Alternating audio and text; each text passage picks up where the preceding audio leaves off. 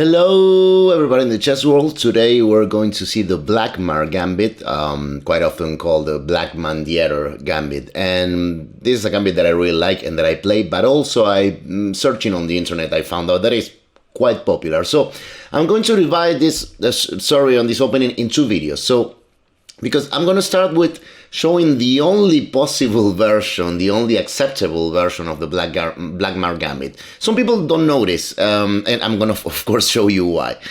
So let us start by this, because it's like the pure Blackmar Gambit will be d4, and after d5, well, the immediate e4 Gambit, and after pawn takes, well, I mean, f3 is the idea. This was like the old way to play in the Blackmar Gambit.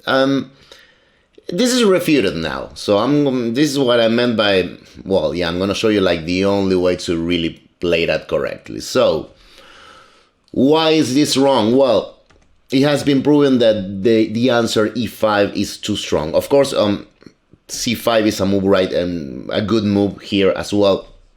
But the thing is, after e5, it's really hard to find anything for white. To make it simple, I mean, if we advance, I don't see why not playing knight on f6, and after knight on c3, I don't know, we'll like pin this knight, and yeah, we seem to be awful here. And if we take the pawn, well, of course, black can exchange queens, and after knight on c6, I mean, e takes f3 is possible, but I definitely recommend knight on c6. Black is already better. So this is the first detail that I wanted to show you. So the correct version is going to be after d4, d5, we can play e4, but after pawn takes, knight c3 should be the move, not f3. Knight c3 with the idea of answering, let us say, knight on f6 with f3, which this is going to be in this exact position, and some alternatives is what I'm going to show you in the second video. Because first, I want you to really understand why this is a good version. So the thing is, if the reason why the other version, you know, this one, it's unplayable because of e5, well, a lot of people argue that the same thing happens here, e5, and this is definitely a move that looks like really insidious and categorical, you know, and well, it took me some long analysis with the computer, and more than with theory, because yeah, apparently white players have been trying a lot of stuff that, although really practical, are not objectively correct. So I want to show you the computer analysis that shows that white has a chance here, and black definitely cannot get a really good position by force. But again, so few players play the correct move here. I mean, I've seen like, yeah, d5, some d takes e5, some f3. And it's funny because, as I'll show you in my next video, in this position, if e5 now, the good move is to take. But we'll see that in the second video. First, I want to show you really, well, what to do with white against e5. Knight takes e4 is definitely the key move here for white in this Blackmar Gambit. This is so important, and I haven't seen a lot of games with this in the database, but computer really shows not only, well, as I said, black cannot really get a clear advantage, but it's so interesting the way the computer plays. Not only it's about maintaining an objective, cool way. So here I'm going to offer you, well, of course, three main lines for black, because initially this does look a little bit ridiculous. Black can play can take on d4, with the pawn or with the queen, and also f5 should be a move to consider. So let us start by this f5.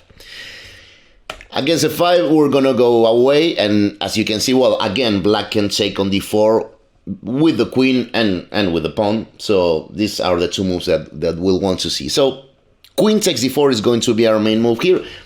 If they take it with the pawn, of course, we do have this knight on b5. And the thing is that, well, if c5 to keep the pawn and again try to prove an objective advantage for black, we can just play bishop on f4, of course, threatening this check here. This will basically force knight on a6. And now we have bishop on c4 with attack already. I mean, you can already see not only development, but now that the bishop is out, queen e2 check is our intention. And this is going to be the continuation, because after, let's say, knight on f6, we just give the check. And after bishop on e7, do you see it? Well, yeah, knight on d6 check. This already looks pretty disgusting for black. But also after king on f8, I mean, knight on f7 should be objectively really cool for white. But let us go back, because in here, of course, a black could take with the queen. And, well, in this case, we can just exchange and do the same thing. And now again, we're going to be forcing knight on a6. I mean, black wouldn't want to play bishop on d6 and having those double pawns. And after knight takes d4, actually even the computer agrees that, okay, this is totally playable for black. But there is an objective slight advantage for white in here. So, well, definitely we cannot complain. I mean, black in here, well, they managed to take us out of our really combative spirit with the Blackmar Gambit with the white pieces. And it is an ending, but we're even objectively better. So, I mean, no complaints here, right? The white is fine. But let us go back, because in our main position, I think it's much more interesting to see both queen takes d4 and e takes d4. I think that queen takes d4 should be our main line for black, but that is why let us start, I'm sorry, in this position. Let us start by e takes d4, because, well, since queen takes d4 seems so good, let us start by the alternative, and then we'll try to rule out the queen takes d4. So in here, we're just going to play knight on f3. And now it should be pointed out that the critical line for black, the critical try, will be queen on e7. I mean, if they play knight on c6, which is a decent move, we're always continuing with bishop on d3, and after bishop on g4, we can go castles, and bishop on e7, rook on e1. I mean, again, I'm not sure about objectivity on this position. This looks unclear, and it is within the spirit of the Blackmar Gambit, you know, for white, which is development, and yeah, black's king is still not developed, so it looks like there is compensation already. But as I said before, in here the critical try will be queen on e7, and it's funny because in here bishop b5 check is the key move recommended by the computer, right? Because there is some. This was a total discover for me with the computer. I did not expect this line. I mean, initially when I saw this position, I was like, I mean, again, isn't this refutation of the Blackmar's Gambit? And I really love this check by the computer. I mean, after the check and c6, castles. And yes, of course, since the queen is, in this relationship of these two pieces, well, quite often white can sacrifice a piece because, we're looking for development, rook on e1. It's not so astonishing, let us say. But at the same time, let us look at this, because after c takes b5, which, well, black already has, his pieces kind of like slightly misplaced, so, well, if we want to get an advantage and we want to claim that white did something wrong with this, Blackmar Gambit, we should probably take that. And of course, I mean, we shouldn't be worried about rook e1. I mean, there is always bishop on e6. But knight takes d4 is the way to continue and to have a really strong attack. And the thing is, well, again, bishop on e6 should be played right now. I mean, if black gets greedy and plays a6 after rook on e1, well, we're gonna be forcing bishop on e6, and after knight on g5, again, even the computer agrees that this is a winning advantage for white. So going back, bishop on e6, black won a piece. Now let us try to develop pieces and try to do something against this idea of rook on e1. But this is the thing. Knight takes b5 now comes. We do recover a pawn and look at that hole on d6. We cannot allow a check there in a simple way. So basically, there is one way to not to lose for black, which will be queen on d7. Of course, allowing the bishop also to Look at this square. But I like how computer plays because, well, the queen also had the responsibility to prevent knight on c7 followed by taking the queen. So that means that after queen takes c7 check, the computer recommendation, king takes d7 is, well, basically the only move. And after rook d1 check, I mean, this is a really funny line offered by the computer for, you know, it was king c6 is the correct move. If king c8, we can play bishop on f4. Again, we have the idea of, for example, knight on c7. And after knight on d7, well, we're going to get in anyway. So, of course, black cannot play rook b8 now because knight takes on e6 will be a killer, right? Of course, pretty obvious. So, let us say knight on b6. And now not even taking on b8, on a8, because we always have this thing that, well, the rook is trapped. Rook b8 will always be answered by knight takes on e6. So computer comes up with c4. I love this move, right?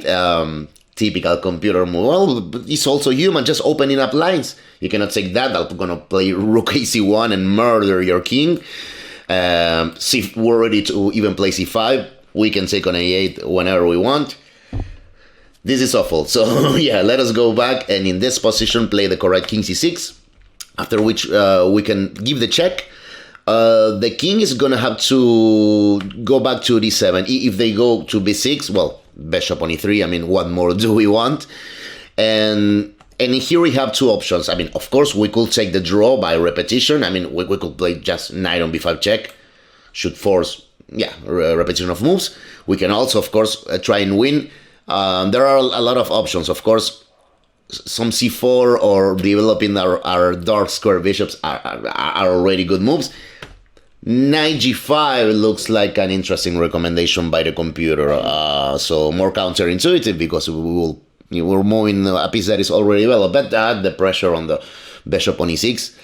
I mean, we're threatening this because there is not even king takes, and we have that this is cover check. So. I mean, really, again, this position, I think, objectively is, according to the computer, is equal.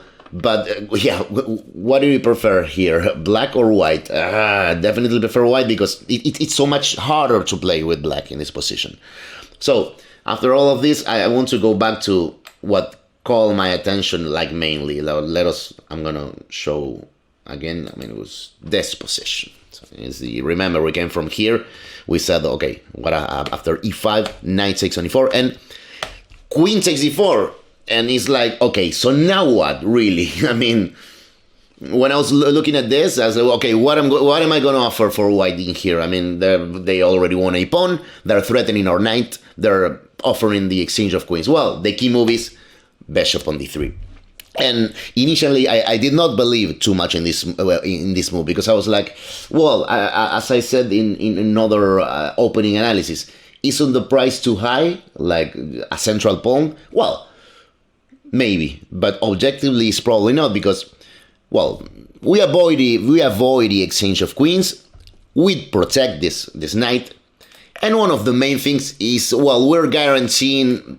Yeah, play knight on f3, developing a piece, and winning a tempo over the queen. So, let us continue with the, well, knight on c6, knight on f3, queen d8, okay, this is a normal retreat. I mean, again, black is saying, okay, I took the money on a run, you know, I ate the central pawn, shouldn't be bad, but queen on e2, this is the way, and again, a really aggressive way to play by white. And let us see, to finish this first video, the tactical complexities that are definitely even in this line, because bishop g4 is recommended.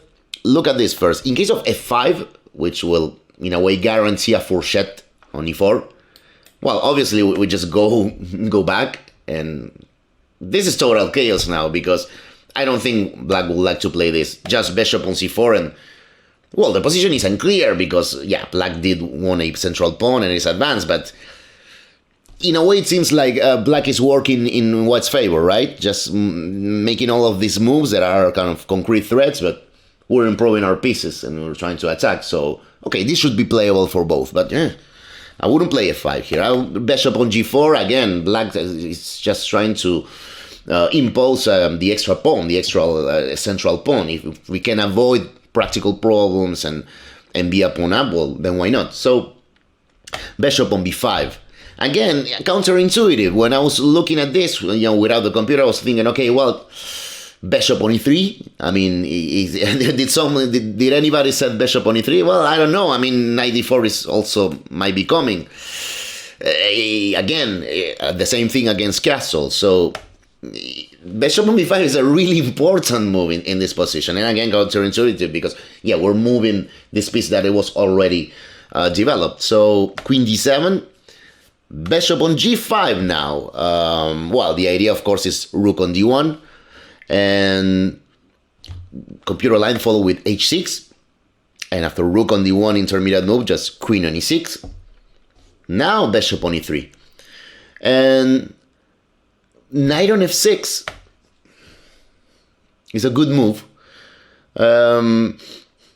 Here again, I fail in finding the best white move for white without using the engine, because initially I was like, wow, bishop c4, let me go back, protect the a pawn, kick away the queen. Isn't she kind of uncomfortable? And the computer said, no, you're playing for black, mate. I play queen f5, and after knight on g3, because I was thinking about chasing the queen, computer thinks that h7 is a pretty cool square for the queen, and that now black is better, objectively.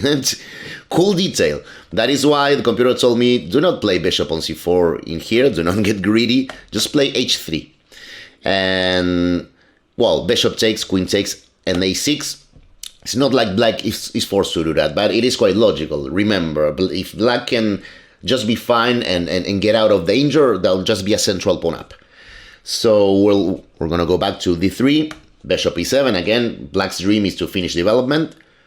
Castles immediately, and black always has to give something before trying to really finish up the development, because if they play castles immediately here, we could just take it here, and the idea is that after, let's say, bishop takes on f6, we have this, threatening this entry. And after g6, while bishop takes on h6, we recover the pawn, we're hitting the rook. I mean, black is undisputedly, white is undisputedly better now, so it shouldn't be played. So that is why before playing castles, computer said, okay, let us just exchange the knights first, and after queen takes, yeah, we prevented short castles, so let us go long castle. So I think this should be, in a way, considering all the lines that I just showed you, a new start on this line. This is a critical moment, I think. Computer is giving equality in here, despite the extra pawn for black. And, well, with the engine, I saw that there were like 3 different interesting moves. I have my favorite one, but okay, bishop on c4 is a move. I mean, queen g6 might be an answer, and we could exchange that and double pawns. It's not my cup of tea, I want to attack. So the 2 other alternatives are a3 and c3. Of course, a3 is one of the most natural because, well, we're trying to play b4 and b5. This is a normal idea. But maybe even more ambitious is c3 because, yeah, with the idea of b4 and a4, probably after c3 we want to start with a4. And then play in b4 and see if we want to play b5 immediately, most likely.